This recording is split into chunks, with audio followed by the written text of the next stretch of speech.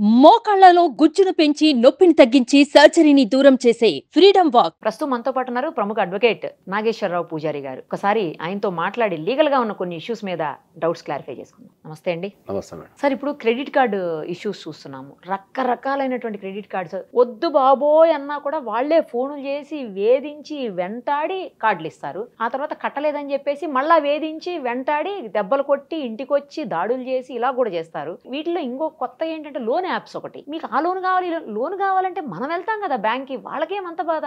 Loan తీసుకో, loan తీసుకో, loan కావాలా, ఏ లోన్ కావాలి, కార్ లోన్ కావాలా, ఇంట్లో లోన్ కావాలా, పర్సనల్ లోన్ కావాలా. సరే, ఏదో పాపం వాడు కష్టంలో ఉన్నాడు, నిజంగా నా ఫోన్స్ చూసి పర్సనల్ లోన్ తీసుకుంటాడు. తీసుకున్న తర్వాత మామూలు హెరాస్మెంట్గా అసలు ఎంతమంది చచ్చిపోయారో వాటి వల్ల ఎన్ని కేసులు వింటున్నామో. అసలు వింటుంటే భయం వేస్తుంది. అవి ఎందుకు పర్సనల్ లోన్ల కోసం ఇంతగా హెరాస్ చేస్తున్నారు. ఇంటికి వెళ్ళి కొట్టడము, తర్వాత ఫ్యామిలీ మెంబర్స్ మొత్తానికి ఫోన్లు చేసి వేధించడము. ఈ మధ్యన ఇంకోటి స్టార్ట్ అయింది సార్. ఆడేదో వెళ్తాడు, ఎవరిదో ఒక నెంబర్ ఇచ్చేస్తున్నాడు. అసలు సంబంధం లేని వ్యక్తి ఈడెవడో ఎప్పుడో ఒకసారి పరిచయం ఉంటుంది, అనుకోకుండా ఫోన్ నెంబర్ ఏదో ఉంటుంది వీడి దగ్గర. ఆ నెంబర్ ఇచ్చేస్తే వీడికి ఫోన్ చేసి నువ్వు ఆడి క్రెడిట్ కార్డు బిల్లు కట్టలా, లేకపోతే ఆ లోన్ కట్టలా, నువ్వు కట్టని అడుగుతున్నారు. నేను విన్నాను అవి. అసలు నాకేం సంబంధం, నువ్వెవరు, నీకు తెలియకపోతే నీ నెంబర్ ఎట్లా ఇచ్చాడని వీళ్ళు అడుగుతున్నారు. ఇది బాగానే ఉంది. నువ్వు ఫస్ట్ డే కదా ఎంక్వైరీ చేయాలి. ఎవరి నెంబర్ ఇస్తున్నావు, ఎవరి నెంబర్ తీసుకుంటున్నారు, ఆ రెండో ఇచ్చే నెంబర్ ఎవరిదే అని చూడాలి కదా. చూడకుండా ఎవరిదో ఏదో ఒక నెంబర్ ఇచ్చేస్తే నువ్వు ఇచ్చేసుకుని వేసేసుకుని రేపు పొద్దున ఆడికి ఫోన్ చేస్తే వాడికి ఏం సంబంధం అసలు. ఇది ఏంటి సార్? ఇలాంటి వాటిలో ఏం చేయొచ్చు? మీరే చెప్పారు కదా, ఇచ్చేటప్పుడు సతాయిస్తారు, తర్వాత ఇచ్చిన తర్వాత కూడా సతాయిస్తారని. ఇప్పుడు మీరు చెప్పిన దాన్ని బట్టి మీరు ఓవరాల్గా ఏం చెప్తారంటే బ్యాంక్ అంటేనే సతాయించిన టైంలో జనరల్గా ఏమైందంటే మనకి ఇప్పుడు క్రెడిట్ కార్డుకి సంబంధించి ఏంటంటే బ్యాంకులు మనకు రెండు రకాల లోన్స్ ఇస్తారు. ఒకటి సెక్యూర్ లోను, ఒకటి అన్సెక్యూర్ లోన్ అని ఇస్తారు. సెక్యూర్ లోన్ అంటే ఏంటంటే ఏదో ఒకటి తనఖా పెట్టుకుని ఇచ్చేస్తారు మనకు. సో మనం కట్టకపోయినా కూడా ఏం చేస్తారు, బ్యాంకు ఆస్తిని జప్తు చేసుకునే అధికారం మనం డాక్యుమెంట్లో రాసేస్తాం కాబట్టి నువ్వు కట్టకపోతే ఆప్ని జప్తు చేసేసుకుంటారు. అన్సెక్యూర్ లోన్లు ఏంటంటే మన మీద నమ్మకంతోనే ఇస్తారు.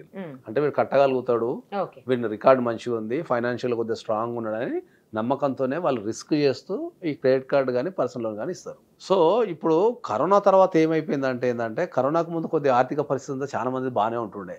ఇది చాలా మందికి తెలియని విషయం ఏంటంటే అందరూ ఏమనుకుంటారంటే ప్రపంచం అంతా ఖతర్నాక్ ఉంది, అందరు సుఖ సంతోషాలతో ఉన్నారు అనుకుంటున్నారు. కానీ కరోనా తర్వాత కొన్ని లక్షల మంది జీవితాలు రకరకాల కారణాల వల్ల చాలా ఎఫెక్ట్ అయిపోయినాయి. బయటికి కనిపించినంత ఎఫెక్ట్ అయిపోయినాయి. ఎందుకంటే క్రెడిట్ కార్డ్స్కి సంబంధించి ఇంతకుముందు ఇన్ని కేసులు లేవు. వీళ్ళు ఆ కరోనా టైంలో పని లేక క్రెడిట్ కార్డులు వాడుకొని, లేకపోతే రకరకాల వ్యాపారాలు మూసుకొని మైగ్రేషన్ అయిపోయి కరోనా టైంలో కొంతమంది చనిపోవడం ద్వారా ఈ రకరకాల కారణాల ద్వారా ఏంటంటే కరోనా తర్వాత పర్సనల్ జీవితాలలో చాలా డ్రాస్టిక్ చేంజెస్ వచ్చాయి చాలా మందికి. సో దాని నుంచే ఇప్పుడు ఈ క్రెడిట్ కార్డుకి సంబంధించి బాగా కేసులు పెరిగిపోయినాయి. సో మనం ఏం చెప్తామంటే ఎవరికైనా ఏంటంటే జీవితంలో నీకు ఏ కష్టం వచ్చినా, అది ఏ కష్టం వచ్చినా కూడా చట్టంలో ఒక ప్రొవిజన్ ఉంటుంది. మనిషి బతకడానికి గాలి ఎంత ముఖ్యమో చట్టం కూడా అంతే ముఖ్యం. చట్టం లేకుండా ఒక నిమిషం కూడా బతకలేవు నువ్వు. ఈ ఒక్క నిమిషం ఈ దేశంలో ఎవరు ఏం చేసినా చట్టం వర్తించదని చెప్పు కథం ఎంతమంది చచ్చిపోతారు. కాబట్టి మనం పీల్చే గాలికి చట్టం ఉంది, నడిచే రోడ్డుకు చట్టం ఉంది, తర్వాత మనం వాడే వస్తువులకు చట్టం ఉంది, నిద్రపోవటానికి సౌండ్ పొల్యూషన్ కూడా చట్టం ఉంది. ఏ టైంలో ఎంత పొల్యూషన్ రావాలా, ఎంత సౌండ్ రావాలా, ఒక థియేటర్కి పోతే చట్టం ఉంది, తాగే వాటర్కి చట్టం ఉంది. అట్లా జీవితంలో ప్రతిదానికి చట్టం ఉంది. సో నీ జీవితంలో ఏ కష్టం వచ్చినా ఫైనల్ నేను కాపాడే చట్టమే అని చెప్తాను నేను. నువ్వు సరైన అడ్వకేట్ ఉండి కరెక్ట్ నువ్వు పోగలిగితే నీకు డెఫినెట్లీ నీకు కంపల్సరీ ఆన్సర్ దొరుకుతుంది, న్యాయం దొరుకుతుందని చెప్పగలుగుతాను నేను. So when it comes to the credit కార్డ్కి వచ్చినప్పుడు ఏమవుతుంది అంటే ఏంటంటే వీళ్ళు ఏ వ్యక్తి కూడా, నేను చాలా మందికి కొన్ని వేల సందర్భాలు చెప్పిన ఏంటంటే ఈ భూమి మీద పుట్టిన ఏ వ్యక్తి కూడా లోన్ తీసుకున్న తర్వాత, అది పర్సనల్ లోన్స్ కావచ్చు, మన జనాల దగ్గర అప్పు తీసుకోవచ్చు, లేకపోతే మనం క్రెడిట్ కార్డులు తీసుకుండొచ్చు, తీసుకున్న ఏ వ్యక్తి కూడా లోన్ కట్టద్దు లేదంటే అప్పు తీర్చద్దు అనుకోడు. అవును, ఓకే, ఖచ్చితంగా అనుకోడు. రీపేమెంట్ చేయాలనుకుంటాడు. ఎందుకంటే వాడు రీపేమెంట్ చేస్తే సుఖంగా ఉంటాడు. అవును, వాడు ఎప్పుడైతే రీపేమెంట్ ఆపేస్తాడో అప్పటి కష్టాలు స్టార్ట్ అవుతాయి. మనశ్శాంతి ఉండదు, కష్టాలు, టెన్షన్, స్ట్రెస్, ఇంటికి ఎవడన్నా వస్తే భయపడ్డాము. ఇప్పుడు మన చుట్టాల దగ్గర అప్పు తీసుకుంటాం, ఫ్రెండ్స్ దగ్గర అప్పు తీసుకుంటాం. తీసుకున్నప్పుడు బాగానే ఉంటుంది. అది మనం కావాలని చేసి ఉండొచ్చు, కొన్ని సందర్భాలలో తెలవక బిజినెస్ చేసి ఉంటాం, అవగాహన లేక బిజినెస్ చేసి ఉంటాం, కొన్ని సందర్భాలు టైం బాగలేక ఎన్నో ఉంటుంది దానికి. అట్లా అయినప్పుడు ఏమవుతుంది అంటే ఏంటంటే వీళ్ళు ఏదన్నా ఫైనాన్షియల్ ఇబ్బంది వచ్చినప్పుడు చనిపోవడం అనేది జరుగుతుంటుంది. ఎందుకంటే పక్కింటోడు ఏమనుకుంటాడో, ఎదురింటోడు ఏమనుకుంటాడో అని చెప్పేసి వీళ్ళు భయపడి చనిపోవడం అనేది జరుగుతుంటుంది. సో నేను అందరికీ ఏం చెప్తా అంటే ఏంటంటే ఈ భూమి మీద పుట్టిన ఏ వ్యక్తికైనా సరే, సామాన్య వ్యక్తి నుంచి ఎంత పెద్ద వ్యక్తికైనా సరే, వాని జీవితకాలంలో ఒక్కసారి ఫైనాన్షియల్ ఇష్యూ తగులుతుంది. ఫైనాన్షియల్ ట్రబుల్ లేకుండా జీవితాన్ని ఆడు సావడు. ఒక్కసారి తగులుతుంది. ఎంత పెద్ద బిజినెస్ వేత్తకైనా సరే పక్కన పాలసీలు చేంజ్ కావటమో, లేకపోతే ఇంకోటి కావటమో, లేకపోతే ప్లానింగ్ చక్కగా లేకపోవటము, అప్పుడప్పుడు అంతా బాగుంటుంది, వర్షం వచ్చి కూడా ఊలిపోతుంది మనకి వ్యవస్థ. వరదలు వచ్చో, వర్షం వచ్చో, కరోనా లాంటి టైంలో వచ్చో అంటాం. సో ఈ ఫైనాన్షియల్ ఇబ్బందులు వచ్చినప్పుడు ఏ రకమైన ఫైనాన్షియల్ ఇబ్బంది వచ్చినా మీరు చనిపోవద్దు అని చెప్తున్నాను గట్టిగా. ఎందుకంటే నేను మొన్న కూడా ఎవరో ఇట్లా సెల్ఫీ తీసుకొని వీడియో చేస్తూ చనిపోయిన వ్యక్తిని చూసిన. అంతకుముందు విజయవాడలో కూడా డాక్టర్ చనిపోవడము. ఈ ఫైనాన్షియల్ ఇబ్బందుల వల్ల చనిపోవద్దు, చట్టంలో ప్రొవిజన్స్ ఉన్నాయని చెప్తున్నాను నేను చాలా స్పష్టంగా. మీరు కనుక ఏదన్నా ఫైనాన్షియల్ ఇబ్బంది ఉండి, ఇప్పుడు బ్యాంకులకే తీసుకుందాం అనుకుందాం. బ్యాంకుకి జనరల్గా వసూలు చేసుకునే డైరెక్ట్ ఆర్బీఐ గైడ్లైన్స్ ప్రకారం వాడు ఎప్పుడు అప్పు వసూలు చేసుకోలేడు. ఆర్బీఐ పెట్టిన కండిషన్స్ ప్రకారం బ్యాంక్ వాడు అన్సెక్యూర్డ్ లోన్ వసూలు చేసుకోవడం అసంభవం. అందుకే మరి బ్యాంక్ ఇచ్చిన క్రెడిట్ కార్డులు కానీ లేకపోతే పర్సనల్ లోన్స్ కానీ ఎవరైనా డిఫాల్ట్ అయితే ఆర్బీఐ గైడ్లైన్స్ ప్రకారం వసూలు చేసుకోవడం అసంభవం. కాబట్టి వాడు ఒక కొత్త వ్యవస్థను తెచ్చాడు. ఏందది? Recovery agents. వాడు ఏం చేస్తాడంటే, అరే నాకు పలానాడు అప్పియాలి రాబోయ్, నువ్వు వసూలు చేసుకోపో అని చెప్పేసి వీడు వానికి ఆథరైజేషన్ ఇచ్చేస్తాడు. వాడు బ్యాంకు కాదు, వాడు రూల్స్ పాటించాడు. వాడు ఏంది, వానికి కమిషన్ బేసిస్ ఉంటుంది. బాబు నువ్వు ₹1,00,000 వసూలు చేసినావు అనుకో, నీకు ఇంత ఇస్తా, 5 లక్షలు వసూలు చేస్తే ఇంత ఇస్తా అని వాడు ఒక డేటా అప్పులు ఎగ్గొట్టినలో లేకపోతే కట్టడంలో డేటా అంతా వాడికి ఇచ్చేస్తాడు. ఇచ్చాకనే వాడు ఏం చేస్తాడు, ఇక వాళ్ళ మీద పడి తెల్లవారులు పొద్దుగాల 6 గంటల వచ్చి రాత్రి 12 దాకా వాళ్ళింట్లోనే తినుకొని వాళ్ళింట్లో ఉండి పక్కింటోనికి చెప్పి ఎదురింటోనికి చెప్పి కొట్టి తిట్టి, ఆడోళ్ళు ఉంటే ఆడోళ్ళని తిట్టి, పిల్లలు ఉంటే పిల్లల్ని తిట్టి, ఆ ఇంట్లో నుంచి పోకుండా అట్నే కూర్చుంటే చుట్టం వచ్చినప్పుడు, వాళ్ళు వచ్చినప్పుడు, వీళ్ళు వచ్చినప్పుడు రకరకాల ఇబ్బందుల వల్ల వీడు ఇజ్జత్కో, వీడు ఎక్కడైనా తెచ్చన కడతాడు, ఏం లేకపోతే సచ్చన పోతాడు, ఈ హరాస్మెంట్ భరించలేక. సో అప్పుడు అది బ్యాంక్ మీదకి రాదు, అదేమవుతుంది, రికవరీ ఏజెంట్ మీదకి పోతుంది. బ్యాంక్ కూడా తెలివి ఏం చేసిండు, వాని మీద ఉన్న లైబిలిటీ అంతా వీని దోషేస్తాడు, వీడు కూర్చుంటాడు. రేపు పొద్దున మేము రికవరీ ఏజెంట్లకు మేము అట్లా చెప్పలేదు సార్, మేము గైడ్లైన్స్ ఇచ్చినాం పొమ్మని, ఆ గైడ్లైన్స్ వాడు పాటించకపోతే మా తప్పేం సార్ అని చెప్పేసి వీడు అంటాడు బ్యాంక్ వాడు తప్పించుకోవడానికి. సో మనం ఏం చెప్తామంటే ఏంటంటే, నువ్వు బ్యాంక్ లోన్స్ తీసుకున్నా, ఏది అన్సెక్యూర్ లోన్స్ తీసుకున్నా, నువ్వు జనాల దగ్గర నుంచి డబ్బులు తీసుకుని ఏ కారణం చేత లాస్ అయినా, నీకు చట్టంలో ప్రొవిజన్స్ ఉన్నాయి. నువ్వు కోర్టుకి వెళ్తే కోర్టులో అప్లికేషన్స్ వేసుకుంటే, ఇప్పుడు బ్యాంకుకి ఎగెనిస్ట్ మనం ఇంజంక్షన్ ఆర్డర్ వేసుకోవచ్చు.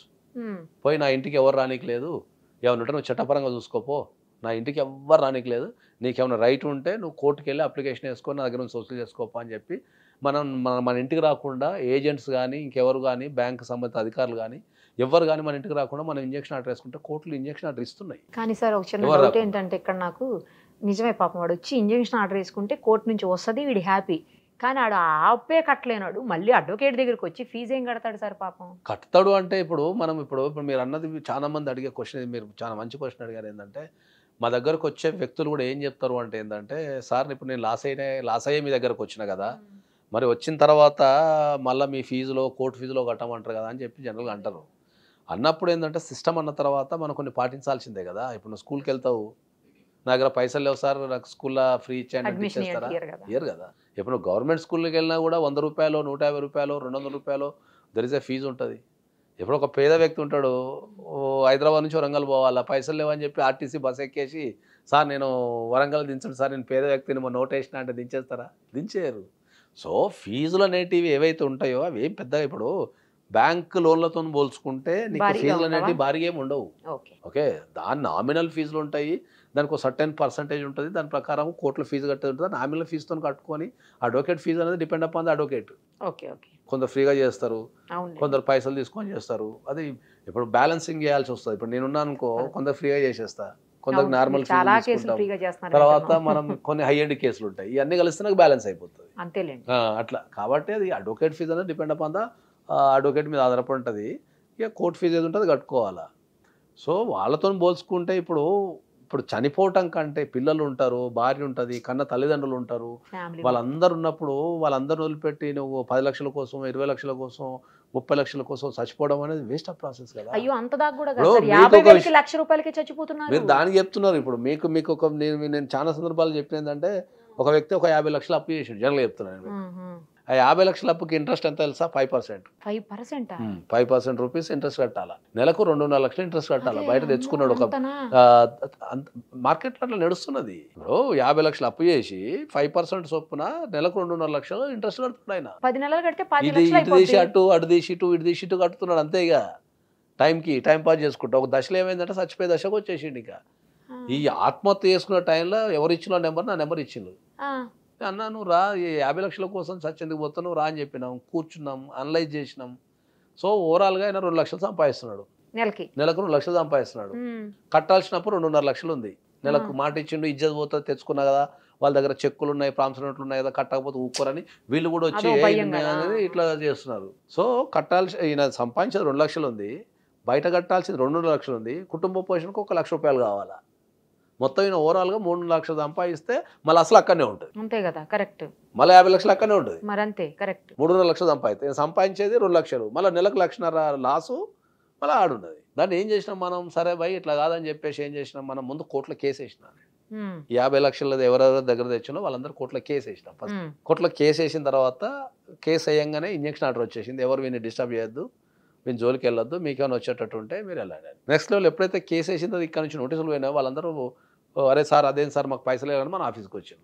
మనం అందరినీ కూర్చోబెట్టినాం, అరే 5 రూపాయలు ఇంట్రెస్ట్ ఇదే తప్పు కదా, నువ్వు బ్యాంక్ ఇంట్రెస్ట్ తీసుకోవాలి అది అని చెప్పేసి లాస్ట్కు అన్ని లెక్కలు చేసేసి ఆ అప్పు మొత్తం కలిపి 40 లక్షలకు చేసినాం.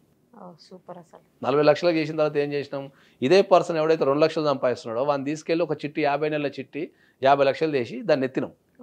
ఎత్తితే 40 లక్షలు వచ్చినాయి. ఈ 40 లక్షలను కట్టేసిండు, అప్పేలేదు. ఇంకా కట్ చేస్తే ఏమైంది, ఇప్పుడు వీనికి 2 లక్షలు వస్తుంది, 1 లక్ష రూపాయలేమో ఫస్ట్ చిట్టి 1 లక్ష కూడా పోతుంది, 60,000 60,000 70,000 పోతుంది. అది 2 నెలల వరకు, 2 సంవత్సరాల వరకు. వీనికి వచ్చేది 2 లక్షలు, 1 లక్ష రూపాయలు చిట్టికి పోతున్నాయి, 1 లక్ష రూపాయలు ఫ్యామిలీతో ఎంజాయ్ చేస్తున్నాడు. అప్పుల అందరూ వెళ్ళిపోయారు, ఎవరికైనా పైసలు వాళ్ళకి వచ్చేసి. దీంట్లో ఎవరికి ఇబ్బంది కలిగింది? కరెక్టే. అసలు ఆ సలహా ఇచ్చి, ఆ ఐడియా ఇచ్చి, ఆ సలహా ఇచ్చి నిలబెట్టగలిగే వ్యక్తి లేకపోవడం ద్వారా ఇంతమంది చనిపోతున్నారు. ఇప్పుడు ఈ ఎంటైర్ స్టోరీలో అప్పు తీసుకున్నాడు, సుఖంగా ఉన్నాడు. ఓకే, వాడు ఒక 10 లక్షలు అప్పిస్తే ఇక కొత్త కాలం ఇంట్రెస్ట్ తిన్నాడు, మళ్ళీ అసలు ఇప్పుడు ఒక 8-9 లక్షలు అసలు ఇచ్చేసిన వాడు సుఖంగా ఉన్నాడు. ఇక వీడు తెలుసో తెలియక కట్టినోడు, వీడికి జీవితం ఆర్గనైజ్ అయిపోయింది. అక్కడ ఒక చిట్టి కంపెనీ వానికి ఒక చిట్టి వచ్చి వచ్చింది, యాజ్ అడ్వకేట్ కింద నాకు ఫీజు వచ్చి వచ్చింది. బాగా చెప్పారు సార్ లాస్ట్ లో. ఇప్పుడు దీంట్లో మొత్తం కలిస్తే సర్వే జన సుఖినో బాగుంది అయిపోయింది. అంతే కదా, సింపుల్ లాజిక్ కదా. అదే మీలాంటి బ్రెయిన్ ఉన్న అడ్వకేట్స్ సింపుల్ లాజిక్ కదా అంటున్నా. దానికి చచ్చిపోవడాలో, పిల్లల్ని చంపడాలో, పారిపోవడాలో, పారిపోతే అదే చెప్తారు, ఏడికి పారిపోతావు. దేశంలో ఒక ప్రొవిజన్, చట్టంలో ఒక ప్రొవిజన్ ఉంది, దాన్ని ఉపయోగించుకో, అదే ప్లేస్ నిలబడు, సంపాదించు, మళ్ళగట్టు, అది కదా జీవితం. లక్కీలీ ఆడికి 2 లక్షలు వస్తున్నాయి కాబట్టి సరిపోయింది సార్. అట్లా చాలా తక్కువ మంది ఉంటారు. ఏ చెట్టుకు అంత గాలి ఉంటుంది. ఈ చెట్టు కూడా వాని సంపాదన అవన్నీ లెవెల్స్ చూసే ఇస్తారు. సంపాదన బట్టే ఇచ్చేటోళ్ళు ఉంటారు కాబట్టి వాడు కూడా ఏంటంటే ఓహో వీడు 2 లక్షలు సంపాదిస్తాడు కాబట్టి నా 10 లక్షలు ఇవ్వగలుగుతాడు ఇస్తారు. ఇంటెన్షన్ లో ఎగ్గొట్టేటోళ్ళు మాత్రం ఒక 10 to 5% సమాజంలో ఉంటారు. ఏంటంటే వాళ్ళ పని ఏమి ఉండదు, అప్పులు తీసుకొని ఇంటెన్షన్ కొట్టేటోళ్ళు, వానికి వేరే పని చేతగాక ఈ మాయ మాటలు చెప్పి అక్కడ ఇక్కడ చెప్పేటోళ్ళు ఒక 5 to 10% ఉంటారు.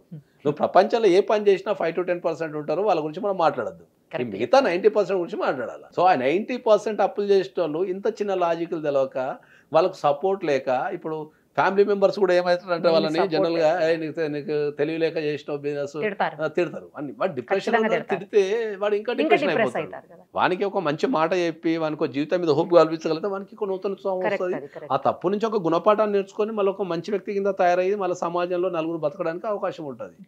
నేను అందుకని అందరికి ఏం చెప్తా అంటే ఏంటంటే, మీకు ఏ రకమైన అప్పులున్నా, లేదా మీకు ఏ రకమైన ప్రాబ్లం ఉన్నా, ప్రతి ప్రాబ్లానికి కంపల్సరీ లాలో ఒక సొల్యూషన్ ఉంది. అది కనిపెట్టగలిగినట్టు టాప్ మోస్ట్ అడ్వకేట్ అవుతారు అంతే. ప్రతి ప్రాబ్లానికి చావటం ఒక్కటే ఏ పరిష్కారం కాదు. మీకు రిలేషన్షిప్ కావచ్చు, రిలేషన్షిప్లో కూడా రపక్కన చంపేయటము, వీళ్ళు చచ్చిపోవడం, ఇద్దరు కలిసి చచ్చిపోవడం చేస్తారు. అది తప్పదంట. నేను ఇచ్చింది ఒక జన్మ. అది ఈ ప్రపంచంలో ఎవ్వరు కూడా ఏ జంతువు చచ్చిపోదు మనిషి తప్ప. కావాల్సుకొని ఏ జంతువు చచ్చిపోదు మనిషి తప్ప. ఆత్మహత్య చేసుకుని ఇష్టం ఒక మంచిగా పాడైంది, ప్రపంచం ఎవరికి లేదు. అది ఇన్ని కోట్ల ప్రాణులలో అత్యంత తెలివై ప్రపంచాన్ని శాసించగలిగే మనిషి ఒక శాపం పెట్టేసుకునేదంటే నచ్చినప్పుడు చచ్చిపోవాలని చెప్పేసి. కాబట్టి చావాల్సిన అవసరం ఏం లేదు. వాళ్ళకి ఏంటంటే సరైన కౌన్సిలింగ్ కానీ, సరైన ఒక ఉపాయం కానీ, దాన్ని పోరాడే విధానం కానీ తెలిస్తే వాడు ఇంకా డబల్ అయిపోతాడు. ఎనర్జీ పరంగా కానీ, ఓ ఈ సమస్యకి సొల్యూషన్ ఉందా అనేది తెలిసిపోతుంది. సో మనం అందరికీ ఏం చెప్తామంటే, మీరు ఇప్పుడు నన్ను ఇప్పుడు దీన్ని ట్రోలింగ్ చేస్తారు, ఏం ట్రోలింగ్ చేస్తాను తెలుసా? ఉమ్.